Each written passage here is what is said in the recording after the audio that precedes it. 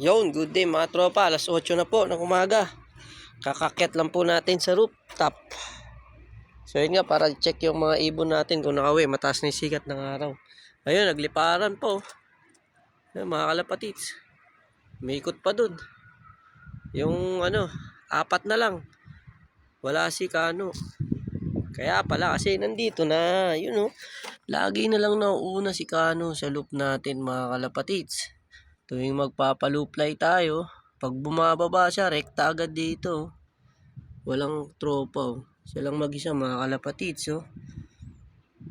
Ayos to, mukhang may possible pooling Lagi na una sa loob. Siya rin laging unang makakain. Siyempre, papatuka na tayo mga kalapatits Yan ang patuka nila mga kalapatits, no? Ayos. Ganda ng patuka nila. Tara, let's go mga kalapatits. Patukain natin.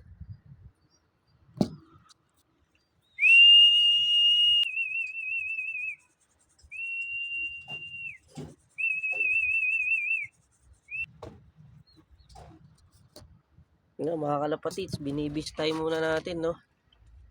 Yung patuka nila. Bago natin ibigay ngayon. Medyo maraming alikabok. Bistahin muna natin bago natin lagay sa patuka. Gutom na si Kano. Gutom ka na, Kano? Wait lang. Mga kalapatits, hindi na lang. Bistay muna para matanggal yung mga alikabok. Isang takal lang, isang cups yung patuka nila. Sakto na yun sa kanila. Tiran natin yung loop visitor. Isang kutsara. Yan. Sakto na yun sa kanya. So yun nga mga kapatid, patukain na natin si Kano. Wala pa ibang tropa. So ayun na, paparating na yung mga tropa. Bumukod na, bumaba agad. Pasok. Pasok na. Pasok. Saan na sila? Kain na yung mga lapatids. Pasok.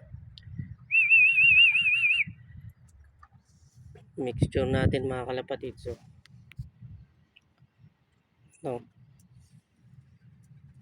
Diba? Kasi malapit na sila mga rera. So nagdagdag na tayo ng safflower para tumaba na sila. Bawas na tayo ng fish mga kalapatids. Konti na lang yung fish natin. Mga kalapatids, papasok na yung mga yan. Pasok. Ikaw na, Kano. Gupal, pasok ka na kasi hindi ka kumain kagabi.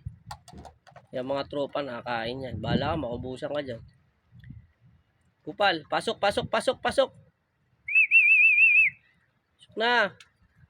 Pasok. Mga kalapatids, kumain ng mga tropa. Gupal, pasok na. Let's go. Kaya na, bahala ka dyan. Okay mga kalapatids, ganito na lang muna. God bless and peace out.